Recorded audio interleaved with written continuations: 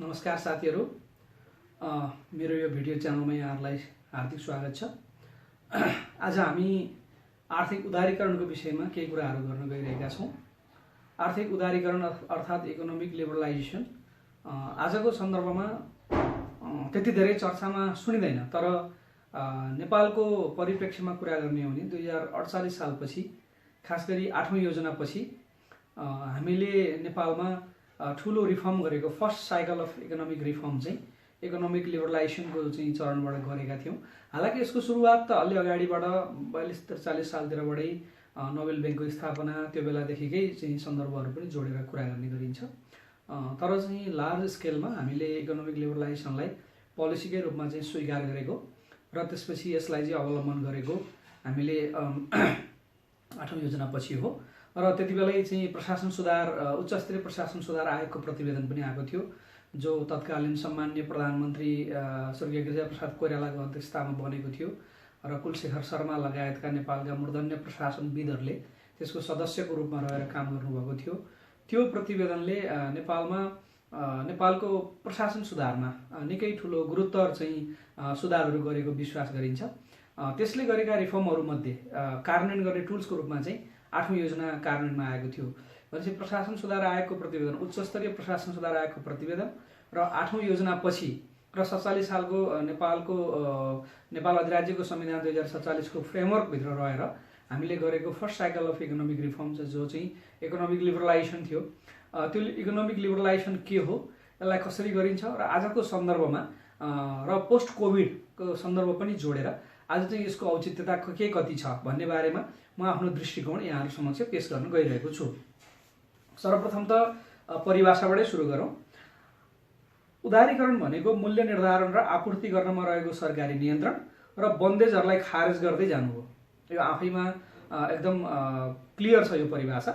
उदारीकरण अर्थात आर्थिक उदारीकरण भनेको मूल्य निर्धारण र आपूर्ति गर्नमा रहेका सरकारी नियन्त्रण र बन्देजहरुलाई खारेज गर्दै जानु हो, नियन्त्रण मुक्त गर्दै जानु हो। यो अर्थतन्त्रको बजारीकरण हो, निजी क्षेत्रको प्रवर्धन र भूमिका वृद्धिको रणनीति हो, देशको अर्थतन्त्रको ढोका उगारेर विदेशी फर्म वा कम्पनीलाई उद्योग तथा वाणिज्यमा सरल प्रवेश दिनु र राष्ट्रिय उद्योगहरू विदेशमा व्यवसायको लागि जाने तयारीको अवस्था हो। र अर्को महत्त्वपूर्ण कुरा चाहिँ यो लाइसेन्स राजको अन्त्य हो। विगतमा के हुँदो रहेछ भने हामीले त यो अनुभूति गर्न पाएनौं। हामी लिबरलाइज्ड इकोनोमीकै एजमा कम्तीमा हामी कलेज एजुकेसन लिएका विद्यार्थीहरू पढ्यौं। हालाकि नेपालमा सार्वजनिक संस्थानहरू त्यति बेला पनि थिए। हामी मिश्रित अर्थव्यवस्था भन्यौं नेपालको। हामीले न पुँजीवादी न समाजवादी, हामीले मिश्रित अर्थव्यवस्था भन्यौं। र यतापट्टि पनि बजारको न पूर्ण रूपमा बजारको नियन्त्रण न चाहिँ पूर्ण रूपमा राज्य नियन्त्रित कर्पोरेटहरू, त्यसले गर्दा कर्पोरेसनहरू, त्यसले गर्दा बीचको मिश्रित खालको अर्थव्यवस्था हामीले भनिरह्यौं। हामीले चाहिँ यही नै उदारीकरणलाई नै हाम्रो जीवन पद्धति बनायौं। तर विगतमा के थियो भने साथीहरुलाई सुन्दाखेरि पनि हाँसो लाग्ला। कुनै एउटा चाहिँ फ्याक्ट्रीले एक वर्षमा कति जोर जुत्ता निकाल्ने भनेर पनि सरकारसँगबाट अनुमति लिनु पर्थ्यो रे। जुत्ता उत्पादनको अनुमति त लियो, त्यो जुत्ता बजारमा कुन दरमा बेच्ने भन्ने बारेमा पनि अनुमति लिनु पर्थ्यो रे। सरकारको अनुमति भन्दा बेगर गएर चाहिँ गरिएको खरिद बिक्री चाहिँ त्यो एउटा अपराध हुन सक्थ्यो। त्यसले गर्दाखेरि चाहिँ त्यसलाई क्रिमिनलाइज गरिएको थियो। त्यसले गर्दा त्यो चाहिँ लाइसेन्स राज भनेर भनिन्छ, जसमा चाहिँ राज्यको पुरै नियन्त्रण थियो र त्यसपछि राज्यसँग स्वीकृति नलिकन चाहिँ यी चीजहरु गर्न पाइन्थेन। हामीले त्यतिबेला चाहिँ यसको सन्दर्भ अलिअलि चाहिँ बर्लिनको पर्खालसँग जोडेर पनि हेर्ने गरिन्छ। विश्वव्यापी रूपमा चाहिँ जो त्यतिबेला दुईटा चाहिँ शक्ति केन्द्रहरू या शीत युद्धको चाहिँ एउटा चरणबाट विश्व एक ध्रुवीय हुने क्रममा पनि अमेरिकाको नेतृत्वमा रहेका पश्चिमा मुलुकहरूले चाहिँ लिड गरेको इकोनोमिक मोडल भनेर पनि यसलाई आरोप लाग्ने गरेको छ। सँगसँगै हामीले नेपालमा र इन्डियामा एकैचोटि लिबरलाइजेसन सुरु गर्यौं। हाम्रो सन्दर्भ के थियो त, हामी चाहिँ पञ्चायत व्यवस्थाबाट चाहिँ लोकतान्त्रिक व्यवस्थामा आएका थियौं, प्रजातान्त्रिक व्यवस्थामा आएका थियौं। हामी कहाँ चाहिँ त्यतिबेला उपलब्ध मध्येको एउटा आफूलाई डेमोक्रेट, सोशल डेमोक्रेट मान्ने राजनीतिक दलले चुनाव जितेर सरकार बनाएको अवस्था थियो। सँगै हाम्रो छिमेकी मुलुक भारतमा चाहिँ त्यहाँ विदेशी मुद्राको सञ्चिति यति चाहिँ कमजोर अवस्थामा पुगिसकेको थियो। भारत चाहिँ सुन बेचेर डलर किन्न पर्ने चरणमा प्रवेश गरिसकेको थियो। त्यसले गर्दा चन्द्रशेखर प्रधानमन्त्री रहेको बेलामा, बीपी सिंहको सरकारपछि चन्द्रशेखर प्रधानमन्त्री रहेको बेलामा चाहिँ त्यसरी भारतले चाहिँ डलर किन्नको लागि त्यस्ता खालका चाहिँ कामहरू गर्नु परेको थियो। चन्द्रशेखरको सरकार त धेरै समय टिकेन, चुनावपछि आएको पीवी नरसिंह रावको सरकारमा चाहिँ त्यति बेला मनमोहन सिंह, डाक्टर मनमोहन सिंहलाई अर्थमन्त्री बनाइयो भारतमा र डाक्टर मनमोहन सिंहले इन्डियामा, हालाकि उहाँ पछि 2 कार्यकाल भारतको प्रधानमन्त्री हुनुभयो, तर आज पनि उहाँलाई बीपी सिंहको सबैभन्दा ठुलो योगदान भनेको मनमोहन सिंहलाई प्रधानमन्त्री अर्थमन्त्री बनाउनु र मनमोहन सिंहको इन्डियाको विकासमा गरेको सबैभन्दा ठुलो चाहिँ कन्ट्रिब्युसन भनेको इन्डियामा लिबरलाइज इकोनोमी ल्याउनु भनेर चाहिँ भन्ने गरिन्छ। भारत चाहिँ हामीले पुराना हिन्दी मुभीमा देख्ने गर्छौँ, एम्बेसेडर गाडीको चाहिँ राज चल्थ्यो, त्यहाँ एम्बेसेडर नै त्यहाँको नेसनल प्रडक्सन थियो, त्यसैलाई प्रमोट गरिन्थ्यो। आज उनीहरू मर्सिडिज बेन्जको जमानामा छन्, आज उनीहरू BMW को जमानामा छन्। यसको क्रेडिट चाहिँ लार्जली मनमोहन सिंहलाई जान्छ, जसले गर्दा भारतलाई आज विश्वको प्रतिस्पर्धी इकोनोमी र टप 10 इकोनोमीभित्र चाहिँ ल्याउन सफल हुनुभएको छ। हामीले चाहिँ त्यति उपलब्धि हासिल गर्न सक्यौँ या सकेनौँ त्यसको विषयमा समीक्षा गरौँला। मैले परिभाषाको कुरा गरेँ। मुख्य गरी लिबरलाइजेसन भनेको, आर्थिक उदारीकरण भनेको चाहिँ लाइसेन्स राजको अन्त्य हो। यसमा चाहिँ धेरै कुराहरू गरे, बजारको भूमिका बढायौँ, राज्यको भूमिका अलिकति घटायौँ, कम्पिटिसनको इन्भाइरोमेन्ट बढायौँ। ठ्याक्क करिब करिब त्यही सन्दर्भ मिल्छ साथीहरू। यो चाहिँ हामी न्यू पब्लिक म्यानेजमेन्टको कुराहरू गर्दाखेरि चाहिँ ओस्मन गेबलरले रिइन्भेन्टिङ गभर्मेन्टको कुरा त्यही बेलामा चाहिँ लिटरेचरमा लिएर आए, 92-93 मा उनीहरूको पब्लिकेसन बुकको रूपमा आयो। त्यसमा चाहिँ उनीहरूले तर्क गरे अब चाहिँ सरकार क्याटलिकल हुनुपर्छ, अब चाहिँ सरकारले चाहिँ कस्टमर ड्रिभन हुनुपर्छ, त्यसपछि कन्ज्युमर ओरिएन्टेड हुनुपर्छ, मार्केट ओरिएन्टेड हुनुपर्छ।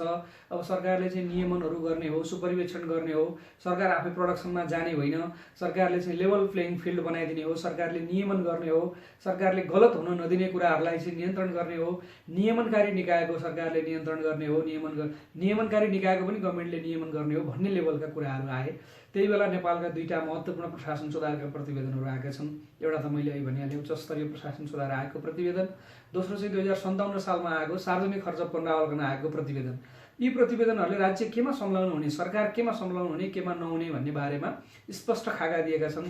सरकार नीति निर्माणमा हुनु पर्यो, शान्ति सुरक्षामा हुनु पर्यो, नियमनकारी निकायको नियमनमा हुनु पर्यो, फनेल खालका अर्गनाइजेसनहरू बनाएर जनतालाई चाहिँ माथि धेरैवटा पोलिसी लेभलमा इन्स्टिट्युसन भए पनि जनतालाई डेलिभरी एकद्वार प्रणालीबाट दिनु पर्यो, कसरी हुन्छ कस्ट मिनिमाइज गर्नु पर्यो, ब्युरोक्रेसीको साइज घटाउनु पर्यो। प्रशासन सुधार आयोग 2048 को रिपोर्टले भनेको एउटा महत्त्वपूर्ण कुरा के भने कर्मचारीको संख्या कटौती गर्नुपर्ने, 1,02,000 को हाराहारीमा रहेको कर्मचारीलाई 80-85,000 83,000 आई थिङ्क त्यसको चाहिँ लेभलमा लैजानुपर्छ भनेर पनि सुझाव आएको छ, जुन लार्जली कार्यान्वयन पनि भएको छ। यसरी चाहिँ अहिलेसम्म पनि हाम्रो सङ्घीय निजामती सेवा ऐन अहिले समायोजन हुनुभन्दा अगाडिको चरणमा हामीले कुरा गऱ्यौँ भने त्यो 80-82,000 को हाराहारीमा नै हाम्रो सङ्घीय निजामती सेवाको चाहिँ साइज छ। भनेपछि लिबरलाइज्ड इकोनोमीमा हामीले चाहिँ कर्मचारीहरूको सङ्ख्या कटौती, प्रोफेसनलिजम डेभलपमेन्ट, यी खालका धेरै रणनीतिहरू लिएर आयौँ। ती चिजहरूको चाहिँ हामीले फुर्सदमा समीक्षा गर्नुपर्ने अवस्था छ। र अहिले चाहिँ लिबरलाइजेसन के हो, यसले कसरी काम गर्छ, यसमा के कुराहरू गरिए भन्ने बारेमा चाहिँ म अलिकति थ्योरिटिकल र अलिकति चाहिँ हामीले गरेका विशेषताहरूको बारेमा, हामीले गरेका कामहरूको बारेमा चाहिँ वकालत गर्छु। त्यसपछि यसलाई चाहिँ अर्थव्यवस्थामा सरकारी हस्तक्षेपको अन्त्य भनेर चाहिँ पनि भन्ने गरिएको छ। यसलाई चाहिँ मार्केट प्लेयरहरूलाई नै मूल्य निर्धारण गर्न दिने, हामीले पढेका छौँ डिमान्ड र सप्लाईको कर्व हामीलाई थाहा छ। डिमान्ड कताबाट आउँछ, सप्लाई कसरी जान्छ, कहाँनिर गएर यो मिट हुन्छ र प्राइस निर्धारण हुन्छ भनेपछि बजारले नै मूल्य निर्धारण गर्ने भन्ने खालका यसका चाहिँ आधारभूत मूल्य मान्यताहरू रहेका छन्। यसमा चाहिँ यसका केही विशेषताहरू रहेको हामी पाउँछौँ। सार्वजनिक स्वामित्वको यसले वकालत गर्दैन, यसले निजी क्षेत्रको भूमिकाको खोजी गर्छ। त्यसपछि आयात प्रतिस्थापन र निर्यातमुखी रणनीतिको चाहिँ यसले वकालत गर्छ। बजारले निर्धारण गरेको मूल्यलाई यसले मान्यता दिन्छ। जस्तो हामीले मूल्य कुनै पनि प्रडक्टको मूल्य मात्रै होइन, हामीले विदेशी मुद्राको चाहिँ परिवर्तित विदेशी मुद्राको खुद्रा बजारको चाहिँ विनिमय दर पनि बजारले निर्धारण गर्न सक्ने गरी हामीले छोडेका छौँ। त्यसपछि सरकारी एकाधिकारको अन्त्य गर्ने कुराहरू गर्छ र यसले प्रतिस्पर्धाको चाहिँ प्रवर्धन गर्ने कुराहरू गर्छ। उदारीकरणको चाहिँ यसमा लगानी, उत्पादन र वितरणमा चाहिँ नियन्त्रण हटाउने, नियमहरू सरल गर्ने। लिबरलाइज भन्ने बित्तिकै डिरेगुलेसन, हामी ओभर रेगुलेटेड छौँ, यति धेरै कानुन र चाहिँ नियमनहरू छन् कि त्यसलाई चाहिँ डिरेगुलेटेड गर्ने, स्वतन्त्र छोडिदिने, बन्धनहरू हटाइदिने एउटा भनाइ छ। यसलाई चाहिँ मोहम्मद युनुसले भनेका छन्, हामीले पिपलको बिरुवालाई पनि गमलामा रोप्यौँ भने त्यो तुलसीको बोटभन्दा ठुलो हुँदैन अरे। त्यसले गर्दा चाहिँ पिपलको बिरुवालाई पिपलैको रुख बनाउने हो, चौतारो बनाउने हो भने त्यसलाई चौतारैमा रोप्नुपर्छ, गमलामा रोप्नु हुँदैन। त्यसैले हामीले निजी क्षेत्रलाई चाहिँ उनीहरूले आफ्नो विस्तार गर्न सक्ने, उनीहरूले थ्राइभ गर्न सक्ने, उनीहरूले प्रगति गर्न सक्ने गरी स्वतन्त्र छोडिदिनुपर्छ। लिमिटहरू राख्नु हुँदैन। जसरी आकाशको कुनै सीमा छैन त्यसरी नै उनीहरूलाई प्रगतिको कुनै सीमा निर्धारण गर्नु हुँदैन भनेको छ। तर सँगसँगै यसले ल्याउँछ ट्याक्सका कुराहरू छन्, प्रोग्रेसिभ ट्याक्सका कुराहरू छन्, कर्पोरेट सोसल रेस्पोन्सिबिलिटीका कुराहरू छन्, त्यसपछि त्यहाँभित्र चाहिँ अस्वस्थ प्रतिस्पर्धा हुन नदिने कुराहरू छन्, बजार नियन्त्रणका कुराहरू छन्, गुणस्तर नियन्त्रणका कुराहरू छन्, बेन्चमार्क सेटिङ गर्ने कुराहरू छन्। ती विषयहरू छन्, त्यसमा हामी पछि चर्चा गरौँला। र सरकारको चाहिँ सहजकर्ताको भूमिका चाहिँ यसले डिमान्ड गर्छ। जस्तो के क्षेत्रमा चाहिँ हामी लिबरलाइज गर्न सक्छौँ त भन्दाखेरि औद्योगिक क्षेत्रहरू, खास गरेर प्रोडक्सनका क्षेत्रहरू, जसलाई हामीले चाहिँ हाम्रो इकोनोमीको भाषामा चाहिँ सेकेन्डरी सेक्टर अफ इकोनोमी पनि भनेर भन्छौँ। व्यापार र विदेशी विनिमय टर्सरी सेक्टर या चाहिँ यसलाई तेस्रो क्षेत्र पनि भन्न सक्छौँ, सर्भिस सेक्टरहरू। त्यसपछि वित्तीय र मौद्रिक क्षेत्रहरू, त्यसपछि आर्थिक क्षेत्रका अन्य क्षेत्रहरू, पुँजी बजार लगायतका सार्वजनिक संस्थानहरू। यसको चाहिँ एउटा स्ट्राटेजी त निजीकरण नै हो, हामीले अर्को कुनै भिडियोमा चर्चा गरिसकेका छौँ। त्यसपछि कृषि, सेवा, सामाजिक र सूचना प्रविधि जस्ता चाहिँ क्षेत्रमा हामीले यसको उदारीकरणका चाहिँ कुराहरू गर्न सक्छौँ। यसका क्षेत्रहरू हुन्। यसको लागि चाहिँ सरकारले पहिला त उदारीकरण सम्बन्धी नीति, त्यसपछि चाहिँ प्रविधि हस्तान्तरण तथा विदेशी लगानी सम्बन्धी नीति लगायत वाणिज्य नीति, औद्योगिक नीति लगायत सिरिज अफ, किनकि यो चाहिँ साइकल मतलब एउटा चरण अफ इकोनोमिक रिफर्म भएको हुनाले यसमा एउटा मात्रै काम गरिएको छैन। There are so many things होइन। हामीले धेरै कुराहरू गरेका छौँ। मैले भनि नै हालेँ 8औँ योजना, यसको चाहिँ मेन दस्तावेज त्यही हो, प्रशासन चलाएर आएको प्रतिवेदन र अलिकति 2047 सालको संविधानले पनि अलिकति लिबरल इकोनोमीको चाहिँ वकालत गरेको छ। त्यसपछि यी खालका नीतिगत व्यवस्थाहरू गरेर हामीले चाहिँ यो गऱ्यौँ। यसमा के गरिन्थ्यो त भनेपछि चाहिँ जस्तो करका दरहरू चाहिँ हामीले इकोनोमिक लिबरलाइजेसनको चरणमा हामीले के गर्यौँ त भनेपछि हामीले त्यति बेला गरेका कामहरू चाहिँ हामीले करका दरहरू घटायौँ। खास गरी त्यति बेला हामी इकोनोमिक लिबरलाइजेसनको सँगसँगै हामी चाहिँ विश्व व्यापार सङ्गठनको सदस्य पनि भयौँ। हामी कहाँ साफ्टा पनि लागू भयो 2004बाट। भनिसकेपछि चाहिँ हामी क्षेत्रीय व्यापारमा र विश्वव्यापी व्यापार, अन्तर्राष्ट्रिय व्यापारमा पनि प्रवेश गरेको अवस्था थियो। त्यही बेला चाहिँ हामीले इकोनोमिक लिबरलाइजेसनको पोलिसी पनि लिएका थियौँ। भनेपछि हामीले करका दरहरू घटायौँ, खास गरी भन्सार चाहिँका दरहरू घटायौँ। निजीकरणको थालनी गऱ्यौँ। निजीकरण 30वटा चाहिँ संस्थाहरू विनिवेश भएको रहेछ, सार्वजनिक संस्थानहरू। त्यसपछि विदेशी मुद्रामा खाता खोल्न सक्ने व्यवस्था हामीले मिलायौँ। वाणिज्य ब्याङ्क र वित्तीय संस्थाहरू खोल्नलाई हामीले कानुनहरू छुट गऱ्यौँ, नरम बनायौँ। पहिला चाहिँ नियन्त्रण थियो, त्यसमा हामीले खुला गऱ्यौँ। बजारले नै ब्याज दर निर्धारण गर्न चाहिँ हामीले छोडिदियौँ। खास गरी अहिले चाहिँ जरुरी परेको अवस्थामा बाहेक राष्ट्र ब्याङ्कले यो वाणिज्य ब्याङ्कहरूलाई धेरै हस्तक्षेप गर्दैन। उनीहरू आफै स्वतन्त्र छन् आफ्नो नीतिहरू निर्धारण गर्नको लागि, ब्याज दरहरू तोक्नको लागि, कर्जाका चाहिँ स्किमहरू ल्याउनको लागि। केही छ जस्तो चाहिँ डिप्राइभ सेक्टर या प्रायोरिटी सेक्टर, त्यसलाई पनि सरकारले धेरै रेगुलेट गर्नु हुँदैन, धेरै टाइट गर्नु हुँदैन भनेर चाहिँ हामीले भनिरहेका छौँ। त्यसपछि आवश्यक कानुनहरूको तर्जुमा गऱ्यौँ। मैले अहिले भने 4-5वटा त पोलिसी निर्धारण भए। औद्योगिक नीति, वाणिज्य नीति, निजीकरण सम्बन्धी नीति, तत्त चाहिँ अब के अरे यो विदेशी लगानी तथा प्रविधि हस्तान्तरण सम्बन्धी नीति, यिनै विषयमा केन्द्रित रहेर कानुनहरू बने। त्यसपछि चाहिँ चालु खातालाई परिवर्त्य बनाइयो। त्यसपछि कोठा प्रणाली पुरै हटाइयो। त्यसपछि उद्योग स्थापनामा छुट दिइयो। हामीले चाहिँ नेपालमा इन्ट्रेस्टिङ छ, हामीले पहिला पासपोर्ट लिन पनि अलिकति गाह्रो थियो। पासपोर्टलाई धेरै सरल बनायौँ। पछि पासपोर्टको गुणस्तरका अर्का विषयहरू छन्। त्यसरी पासपोर्ट जारी गर्नु हुन्थ्यो या हुन्थ्यो, आधा घन्टा या 1 घन्टामा। त्यस्तो चाहिँ कम गुणस्तरको पासपोर्ट दिनु हुन्थ्यो या हुन्थ्यो, अर्को कुनै प्रसङ्गमा कुरा गरौँला। तर हामीले राजधानीलाई सरल बनायौँ। त्यही कारणले वैदेशिक रोजगारको ठुलो बजार हाम्रो लागि एभाइलेबल भयो। आज नेपालको अर्थतन्त्र त्यही वैदेशिक रोजगारले धानेको छ भनेर हामी भन्ने गर्छौँ। सटाइ दरहरूको चाहिँ विषयमा पनि हामीले छुटका कुराहरू लिएर आयौँ र समग्रमा चाहिँ हामीले लाइसेन्स राजको चाहिँ एउटा अन्त्य गऱ्यौँ। यसरी यी चिजहरू गर्नाले के भयो त भने निजी क्षेत्रको सक्रियता बढ्यो। नेपालमा ठुला कर्पोरेट हाउसहरू बिस्तारै डेभलप हुँदै गए। उनीहरूले विदेशी लगानीहरू पनि ल्याए। आफूमा कर्पोरेट कल्चरको रूपमा डेभलप भयो। ब्याङ्कहरू, विभिन्न ब्याङ्कहरू आए, अन्तर्राष्ट्रिय ब्याङ्कहरू पनि आए। देशभित्रै पनि ब्याङ्कहरूको सबलता हुँदै गयो। रोजगारीका अवसरहरू वृद्धि हुँदै गए। संयुक्त पुँजी लगानीको चाहिँ संस्कार विकास भयो। मैले भने म्यानेजमेन्टले अलिकति महत्त्व पायो। त्योभन्दा अगाडि म्यानेजमेन्टलाई करिब फ्यामिली फर्मको रूपमा, फ्यामिली बिजनेसको रूपमा चल्ने, म्यानेजमेन्ट पढेका ग्रेजुएटहरूले राम्रो भूमिका नपाउने, कर्पोरेट कल्चरमा चाहिँ संस्थाहरू चाहिँ प्राइभेट कर्पोरेसनहरू नचल्दिने, त्यस्तो खालकोबाट हाम्रो डिपार्चर भयो। अब अहिले चाहिँ बेस्ट पेड नेपालमा अफिसियल्सहरू हेऱ्यो भने प्राइभेट सेक्टर र corporate sector they are leading होइन। हामी सरकार त कहाँ छौँ अहिले। कुनै बेला सरकार नै ठुलो रोजगारदाता थियो। रोजगारीको पाटो त अझै पनि होला, तर कम्तीमा पे स्केलमा चाहिँ अब हामी उनीहरूसँग कम्पेरिजन नै गर्न नसक्ने अवस्थामा छौँ। लगानीको लागि पुँजीको पर्याप्तता भयो। अब आज लगानी गर्नको लागि चाहिँ प्राइभेट सेक्टर आफैले इक्विटी पनि लगानी गर्न सक्छ। 20, 40, 50 अर्बको कुनै एउटा प्रोजेक्ट डिजाइन गर्दा हाम्रा ब्याङ्कहरूले कन्सोर्टियममा लगानी गरिदिन सक्ने अवस्था त्यति सबल भएका छन्। त्यसै गरी अन्तर्राष्ट्रिय बजारबाट आउने लगानीको लागि पनि बाटोहरू खुल्यो।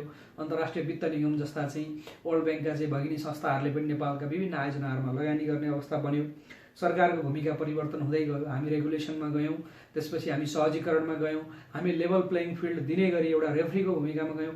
हो, यसमा जोडेर आउँछ क्रोनी क्यापिटलिजमको कुरा, याराना पुँजीवादको कुरा। यस विषयमा कुनै अर्को सन्दर्भमा चर्चा गरौँला। तर हामीले चाहिँ यसरी गऱ्यौँ र सेवा वितरणमा विकेन्द्रीकरणको चाहिँ रणनीतिहरू लियौँ। कम्तीमा सरकारले अब चुरोट फ्याक्ट्री, चप्पल फ्याक्ट्री, जुत्ता फ्याक्ट्री चलाएर बसेको छैन। सरकारले गाउँ गाउँमा पूर्वाधार लगेको छ, स्वास्थ्य चौकी लगेको छ, औषधि पुर्याउन प्रयास गरिरहेको छ, स्वास्थ्य कर्मीहरू पुर्याउन प्रयास गरिरहेको छ, ग्रामीण सडकहरू बनाएको छ, कृषि सडकहरू बनाएको छ। यसका समस्या छन्, तमाम समस्या छन्। अर्को प्रसङ्गमा चर्चा गरौँला। निर्यात वृद्धिको लागि निजी क्षेत्रले प्रयास गर्ने अवस्थामा गयो र वैदेशिक रोजगारीको अवसरहरू वृद्धि भयो र हामी धेरै कुरामा आत्मनिर्भर भयौँ। आज नेपालको कुरा गऱ्यो भने कृषिमा हामी दुधमा, अन्डामा, चिकन भनेको चाहिँ पोल्ट्रीमा हामी आत्मनिर्भर हुने अवस्थामा छौँ। हामी करिब करिब एग्रो प्रडक्टमा पनि, धानमा पनि हामी आत्मनिर्भर छौँ। हालाकि हो 50-60 अर्बको हाम्रो आयात देखिन्छ, तर त्यो आयातको आफ्नै कारणहरू छन्। कसैलाई चाहिँ बासमती राइस के अरे अब इन्डिया गेट बासमती राइस खान रहर लाग्यो भने त अब त्यो त चाहिँ हामी जिरो गर्छौँ, हाम्रो चाहिँ के अरे आयात त भन्न सक्ने अवस्था हुँदैन केही। तर त्यो अनुपातमा हामीले निर्यात गर्न सकेका छैनौँ होला। एउटा कुरा के हो भने हामी पपुलेसनको कम्पेरिजन गऱ्यौँ, कति थियौँ, नेपालको जनसङ्ख्या कति थियो 2047 सालमा, आज हामी कति छौँ। त्यति बेलाको अनुपातमा बढेको जनसङ्ख्यालाई हामीले खुवाउन सकेका छौँ। हालाकि वैदेशिक रोजगारीको कारणले गाउँ गाउँमा ठुल्ठुलो खेतहरू बाँझै छन्। त्यो अर्को सन्दर्भमा कुरा गरौँला। यसरी चाहिँ हामीले यसका चाहिँ सकारात्मक प्रभावहरू परे, सँगसँगै केही चाहिँ नकारात्मक प्रभावहरू पनि परेको हामी देख्छौँ। खास गरी धनी र गरिब बिचको चाहिँ खाडल बढेर गयो। हामी गिनी कोएफिसिएन्ट भन्छौँ। गिनी कोएफिसिएन्टले चाहिँ नेपालको मतलब कुनै पनि देशको एक लेभलको पुँजी चाहिँ त्यसको निश्चित जनसङ्ख्याको अनुपातमा र अरू गरिब जनसङ्ख्याको बिचको चाहिँ ग्यापको एनालिसिस गर्छ। यसरी धनी र गरिबको चाहिँ अनुपात, धनी वृद्धि त भइरहेछ, इकोनोमीमा विस्तार पनि भइरहेछ, वृद्धि पनि भइरहेछ, जनताको आय स्तर पनि बढेको छ, सामाजिक इन्डिकेटरहरूमा पनि हामी माथि आइरहेछौँ। तर के छ भने धनीको बढ्ने दर र गरिबको बढ्ने तर्फ फरक भयो। त्यसले गर्दा अलिकति असमानता, आय असमानता छ। अस्वस्थ प्रतिस्पर्धाहरू वृद्धि भएको छन्, त्यसलाई हामीले बुझेकै छौँ। हामीले गुणस्तर कायम गर्न सकेनौँ। हामी रेगुलेसन त भन्यो, तर रेगुलेसन गर्ने हामीसँग खासै फ्रेमवर्कहरू थिएनन्। आज पनि हाम्रो बजार अनुगमन कमजोर छ। आज पनि हामी राम्ररी नियमन गर्न सकिरहेका छैनौँ। सबै कुरा घोषणा प्रणालीमा राख्दै पनि हामी त्यसलाई राम्ररी भेरिफाई गरिदिने, बेला बेलामा क्रस भेरिफिकेसन गरिदिने कुरामा चुकिरहेछौँ। त्यसपछि चाहिँ व्यापार असन्तुलन बढ्दै गयो। मुख्य गरी हाम्रो व्यापार घाटा चाहिँ साह्रै नै चाहिँ चिन्ताजनक अवस्थामा पुगेको छ। यहाँहरूले बुझ्नु भएको छ। व्यापार घाटा अर्को कुनै सन्दर्भमा कुरा गरौँला। हाम्रो चाहिँ करिब करिब रेमिटेन्स यो स्केलमा नआइदिएको भए नेपालले कसरी आफ्नो अर्थतन्त्र धान्थ्यो भनेर प्रश्न गर्न सक्ने अवस्थामा हामी पुगेका छौँ। कृषि क्षेत्रमा व्यावसायिकता आउँदै आएन। सायद हामी ढोका बन्द गरेर बसेको भए हामी बाध्यतामा पनि कृषि क्षेत्रमा लाग्थ्यौँ होला। तर हामीले अलिकति उधार छोडिदिएको कारणले गर्दाखेरि चाहिँ हामी कृषिमा चाहिँ जति कन्सन्ट्रेसन गर्नु पर्थ्यो त्यति गरेनौँ। त्यसो त औद्योगिक क्षेत्रमा यही समस्या छ। नेपाल चाहिँ कृषि क्षेत्रबाट औद्योगिकरणमा नगइकन एकैचोटि सेवा क्षेत्रमा गयो।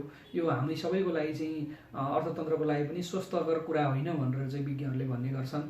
हाम्रो औद्योगिकरणमा आज चाहिँ धेरै अलिअलि उद्योग धन्दा चलाएर बसेका मान्छेहरूले पनि आफूलाई स्विच गरेर वाणिज्यमा या व्यापारमा या सेवा क्षेत्रमा लगिरहेको हामी देख्छौँ। यो स्वस्थकर इन्डिकेटर चाहिँ होइन।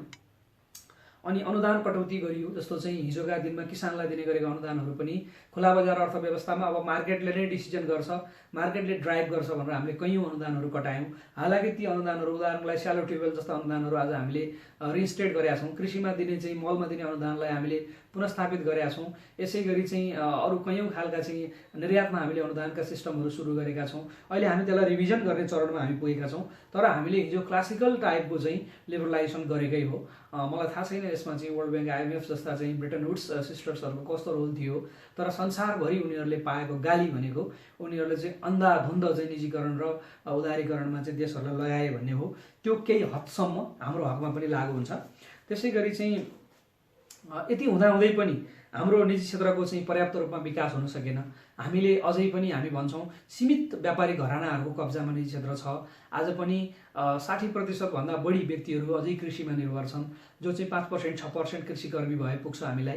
ती मान्छेलाई लाने भनेको या त हामीले सेवा क्षेत्रमा हो या त औद्योगिक क्षेत्रमा हो। औद्योगिक क्षेत्रमा अझै हामीले लैजान सकेका छैनौँ। त्यहाँ एक खालको फ्यामिली, एक खालको कार्टेलिङै छ भन्दा पनि हुन्छ। वेलकम गरिँदैन नयाँ उद्यमीलाई, यस्तो खालको चाहिँ संरचना छ।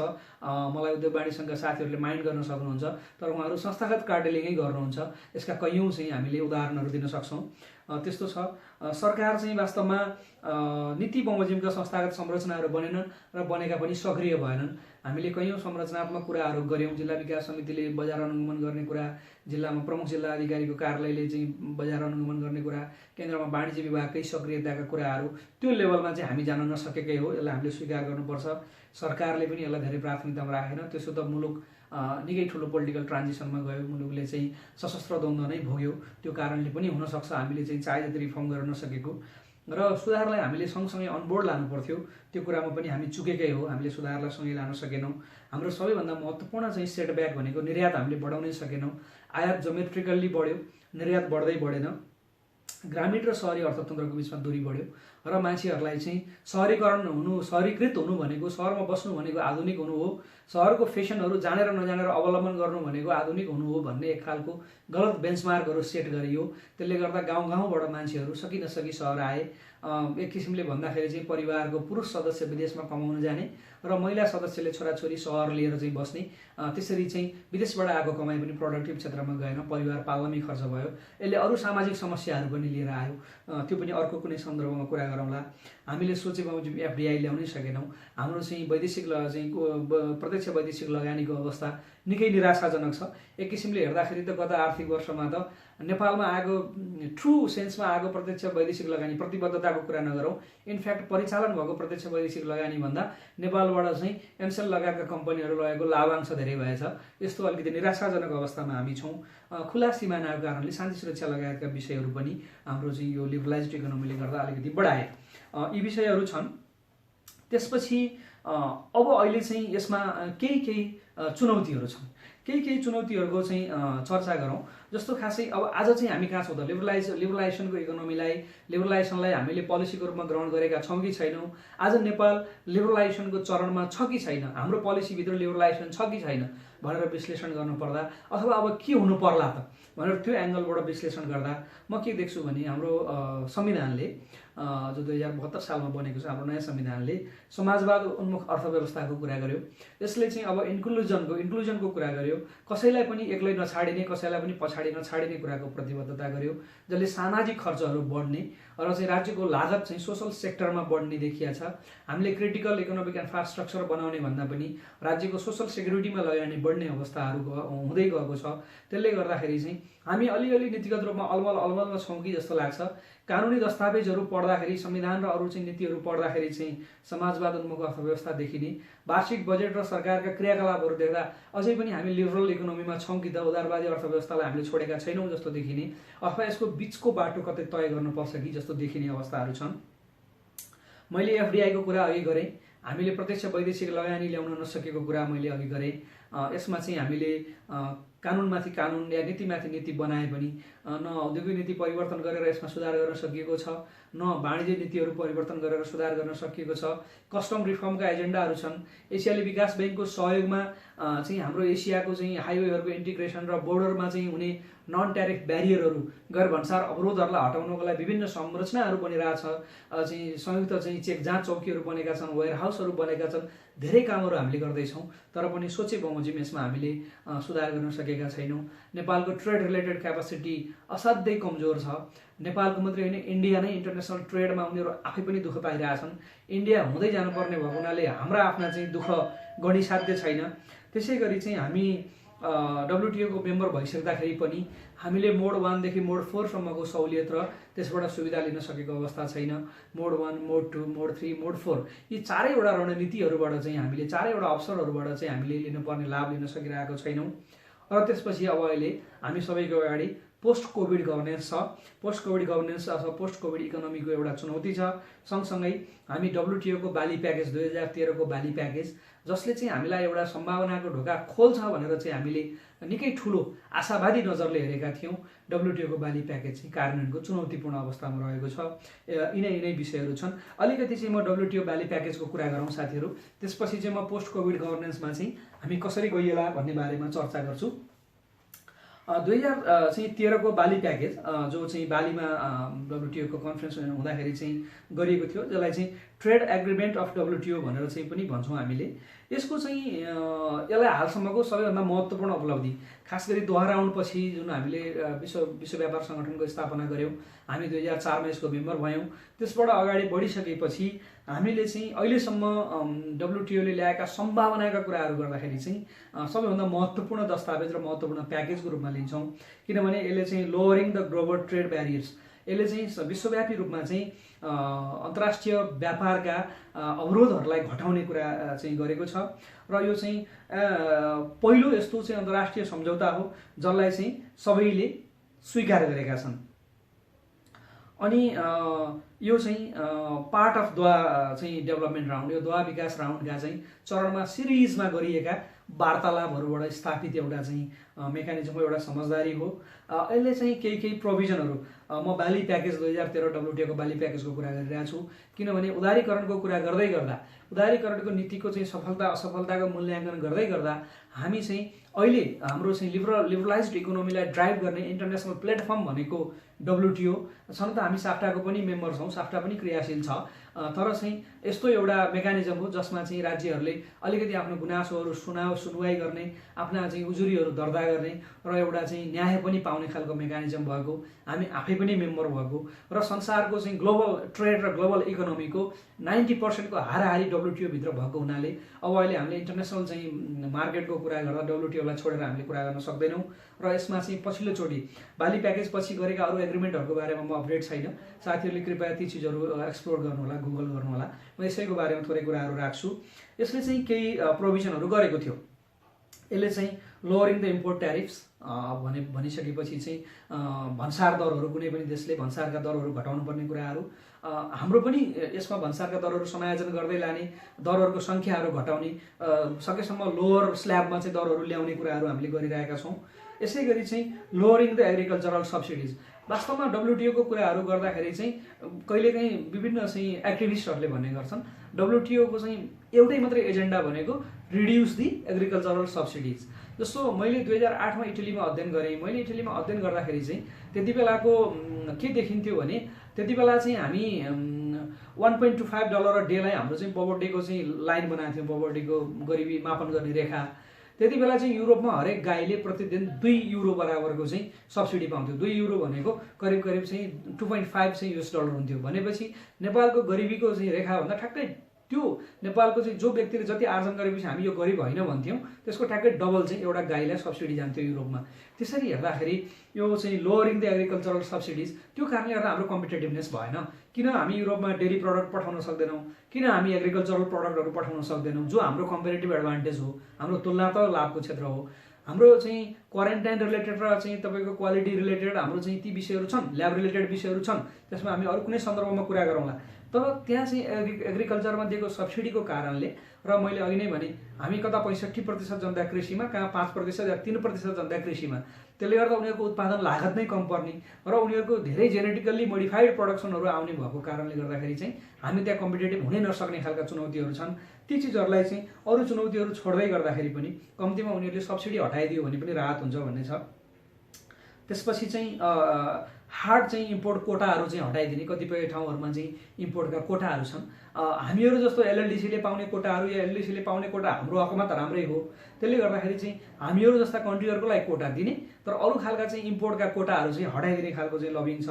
त्यसपछि कस्टम रिफर्मको कुराहरू छ। कस्टम रिफर्म अन्तर्गत चाहिँ जोइन्ट चेक पोस्टहरूका कुराहरू, यताको चाहिँ डकुमेन्टेसनलाई उता मानिदिने कुराहरू, यताको र उताको सफ्टवेयरमा सेयरिङ हुने कुराहरू, त्यसपछि संयुक्त रूपमा वेयर हाउसहरू चलाउने कुराहरू, यस्ता खालका चाहिँ कस्टमहरूको बिचमा चाहिँ कोडहरूको बिचमा हार्मोनाइज गर्ने कुराहरू, यी विषयहरू छन् जसलाई चाहिँ विभिन्न कस्टम सम्बन्धी विभिन्न कन्फरेन्सहरूले पनि यसलाई चाहिँ ओन गर्दै आएको छ।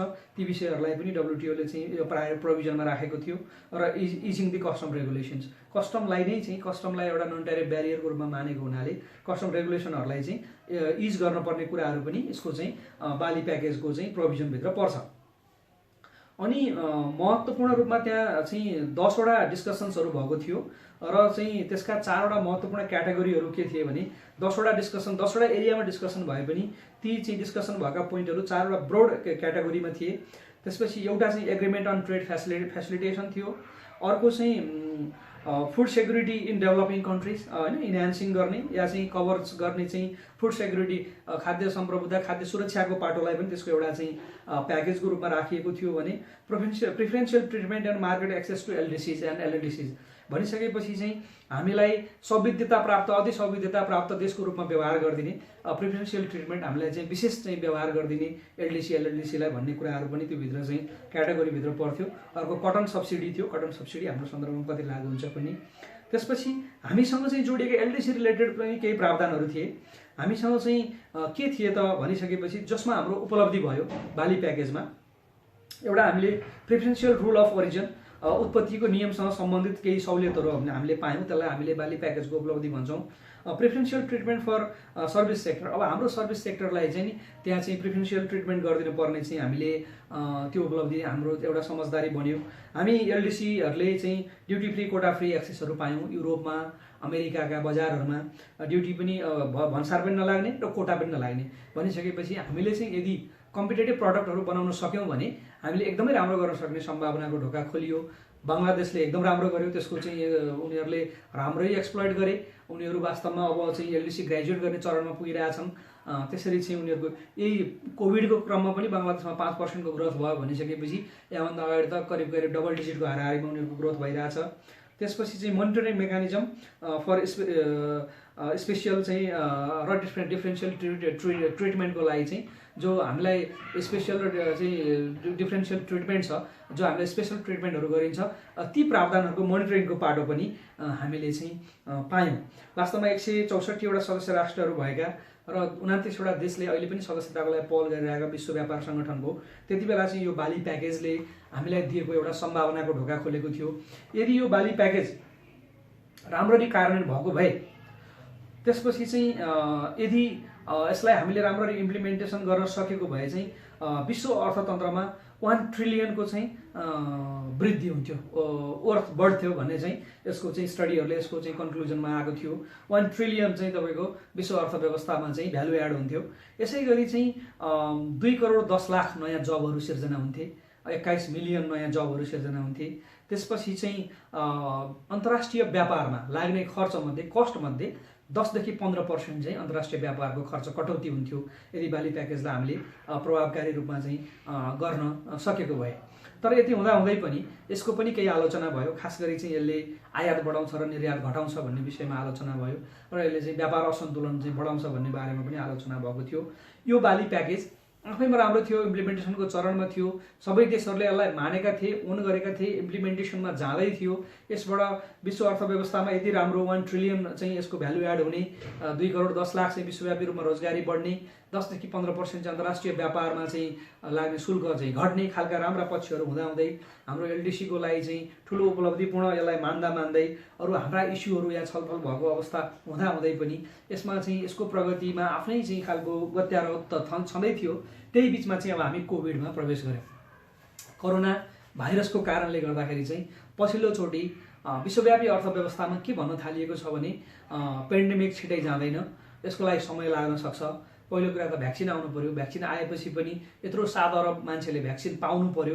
त्यो 7 अरब मान्छेलाई पनि सिंगल डोजले पुग्ने हो कि डबल या ट्रिपल डोज दिनुपर्ने हो, त्यो सबै गर्दा वर्षौँ लाग्न सक्छ। वर्षौँ लाग्यो भने के वर्ल्ड इकोनोमिक अर्डर यसरी नै बस्ने त होइन, यसरी बसेर साध्य हुँदैन। अब हामीले डोमेस्टिक चाहिँ मार्केटलाई टार्गेट गरेर हाम्रो रणनीतिहरू बनाउनुपर्छ। हामीले आत्मनिर्भर अर्थतन्त्रका चाहिँ कुराहरूलाई सुरु गर्नुपर्छ। त्यतातिर चाहिँ हामी क्रियाशील हुनुपर्छ भन्ने खालका चाहिँ अहिले वकालतहरू हुन थालेका छन्। इकोनोमिस्टहरूले यसको तर्क वितर्क गर्न थालेका छन्। कयौँ देशहरूले चाहिँ यो विषयलाई ओन गरेको छ। इभन हाम्रो छिमेकी मुलुक भारतमा त्यहाँको चाहिँ सम्मान्य प्रधानमन्त्री नरेन्द्र मोदीले नै अब हामीले आत्मनिर्भर अर्थव्यवस्थाको चरणमा जानुपर्छ, अदरवाइज हामीले विश्वव्यापी चाहिँ अवसरहरूको मात्रै कुरा गर्दै गर्दा समय खेर जान सक्छ भन्नुभएको छ। हामीहरूले पनि त्यो विषयमा सोच्ने बेला आएको छ। यो सबै कारणले गर्दा भोलि आज चाहिँ अलिकति राम्रो गरिरहेका विश्वव्यापी रूपमा राम्रो गरिरहेका जापान, कोरिया जस्ता देश, पछिल्लोचोटि असाध्यै राम्रो चाहिँ इकोनोमिक डेभलपमेन्ट गरिरहेको चाइना या यो ब्रिक्स कन्ट्रीहरू होइन, चाहिँ ब्राजिल, इन्डिया, इन्डोनेसिया लगायतका चाहिँ देशहरू, यी सबै देशहरूले चाहिँ पछिल्लोचोटि आत्मनिर्भर र स्वावलम्बी अर्थव्यवस्थाको बाटोमा गए भने हामीहरू जस्ता गरिब देशहरू जसको आजसम्म पनि कम्पिटेटिभनेस एकदमै कमजोर छ, हामीले अहिलेसम्म गर्न सक्ने भनेको एकदम एब्सोल्युट एडभान्टेजबाट फाइदा लिने, अलिअलि कम्पेरेटिभ एडभान्टेजका कुराहरूबाट अलिअलि ट्रेड गर्ने र कम्पिटेटिभ मूल्यमा हामीले चाहिँ प्रडक्टहरू लिने। हालाकि यसले आयात बढाएकै भए पनि, जस्तो भनौँ न हाम्रै चाहिँ नेपालमा हाम्रै किसानले उत्पादन गरेको उखु, हाम्रै चाहिँ उद्योगपतिहरूले चाहिँ चलाएको चिनी मिलबाट निक्लेको चिनी भन्दा भारतबाट आएको चिनी 10 के 20 रुपियाँ नै सस्तो पर्ने स्थिति छ भनिसकेपछि विश्व अर्थव्यवस्थाबाट हामीले पाएको यो कम्पिटेटिभ प्राइस भोलिका दिनमा नरहने हो कि, या यसले चाहिँ हाम्रो व्यापार संरचना या हाम्रो आर्थिक संरचनालाई अरू धक्का दिन्छ कि, या विश्वव्यापी रूपमा नै यो चाहिँ कोभिड लामो समय रह्यो भने जुन अहिले ग्लोबलाइजेसनको चाहिँ एउटा चरण थियो त्यसबाट हामी एन्टी ग्लोबलाइजेसनको चाहिँ चरणमा प्रवेश गर्छौँ कि एक चरणमा देशभित्र स्वावलम्बन या आत्मनिर्भर अर्थव्यवस्थाको कुरा गरे भने ठुला अर्थतन्त्रहरूले यसलाई म्यानेज गर्न सक्लान्। त्यसले गर्दा भोलि चाहिँ ग्लोबलाइजेसनको एजेन्डा नै कतै कतै फेड भएर जान्छ कि, हल्का रूपमा हराएर या उडेर जान्छ कि भन्ने चाहिँ कुराहरू पनि अहिले चर्चामा छन्। यी विषयहरू कसरी अगाडि बढ्छन् यसलाई हामीले वाच एन्ड सी नै गर्नुपर्छ, वेट एन्ड सी नै गर्नुपर्छ। यसरी चाहिँ हाम्रो वास्तवमा लिबरलाइजेसनको कुरा, यो चाहिँ खुला बजार अर्थव्यवस्था या उदारीकरणको नीति हिजोका दिनमा हामीले धुमधामसहित लागू गऱ्यौँ। हामीलाई थाहा छैन हामीले मोनोपोली हुने गरी चाहिँ निजीकरण गऱ्यौँ कि गरेनौँ, लिबरलाइजेसन गऱ्यौँ कि गरेनौँ। आज हामी लिबरलाइज छौँ त भन्न पनि गाह्रो छ। आज वास्तवमा ब्याङ्क खोल्न जाँदा हामी ब्याङ्क खोल्न दिँदैनौँ, कयौँ ठाउँमा हामी सहकारी पनि खोल्न दिँदैनौँ, कयौँ ठाउँमा हामी चाहिँ निजी विद्यालय खोल्न दिइरहेका छैनौँ। अस्पताल या मेडिकल कलेजहरूको लागि त सरकारले लिएको नीतिहरू यहाँहरू सबैले बुझिरहनु भएकै छ। हामीले खुला बजार अर्थव्यवस्था, अब डिमान्ड र सप्लाईले चाहिँ गर्छ, मार्केटको डिमान्ड हेरेर लगानी आउँछ, त्यसैको आधारमा विदेशी लगानी आउँछ। अब हामी क्वालिटीमा जाने हो, नियमन गर्ने हो, लेभल प्लेइङ फिल्ड दिने हो, सरकार अम्पायर बन्ने हो भन्ने खालका हिजो हामीले लिएका चाहिँ क्लासिकल टाइपका लिबरलाइज चाहिँ पोलिसीहरू अबको दिनमा काम लाग्छन् कि लाग्दैनन्, समयक्रममा साथीहरूले मूल्याङ्कन गर्नुहोला। यसबाट हाम्रो देशलाई समग्रमा कति फाइदा भयो या भोलिका दिनमा यसका चुनौतीहरू के छन्, यिनै विषयमा केन्द्रित रहेर यो भिडियोमा चाहिँ हामीले यो खुला बजार अर्थव्यवस्था अन्तर्गतको उदारीकरणको चाहिँ पाटोमा हामीले छलफल गऱ्यौँ। यसको चाहिँ फाइदा बेफाइदा, यसमा गरिने क्रियाकलापहरू, हिजो गरिएका क्रियाकलापहरू, हिजो हाम्रो संवैधानिक रूपमा चाहिँ अहिले हाम्रो भएको पोलिसी परिवर्तन र त्यसपछि चाहिँ हामीले उदारीकरणको एउटा ठुलो मञ्चको रूपमा देखिएको WTO र WTOले चाहिँ ल्याएका अवसरहरूलाई त्यसलाई चाहिँ हामीले राम्ररी प्रयोग गर्न नपाउँदै अहिले कोभिडको कारणले भोलि आउन सक्ने यसका अप्ठ्यारा या चुनौतीहरूको बारेमा कुरा गऱ्यौँ। मलाई थाहा छैन यो मेरो भिडियो साथीहरूले कतिको महत्त्वपूर्ण या कतिको इन्फर्मेटिभ पाउनुहुन्छ। यो this is not my area of expertism. म यो क्षेत्रको विद्यार्थी होइन, मैले मेरो नोटहरूको आधारमा जे टिपोट गरेको थिएँ तिनै विषयलाई यहाँहरूको अगाडि प्रस्तुत गरेँ। यसमा कुनै कमी कमजोरी भएको भए साथीहरूसम्म पुनः क्षमा चाहन्छु र यो भिडियोमा मलाई सुनिदिनु भएको र मेरो चाहिँ विचारधारालाई बुझिदिनु भएकोमा, बुझ्ने प्रयास गरिदिनु भएकोमा साथीहरू सबैलाई धन्यवाद दिन्छु र यहाँहरूलाई फेरि पनि यो भिडियो पनि थोरै मात्रै पनि उपलब्धिमूलक भएको भए म आभार महसुस गर्छु। हस्ता साथीहरू, धन्यवाद, नमस्कार।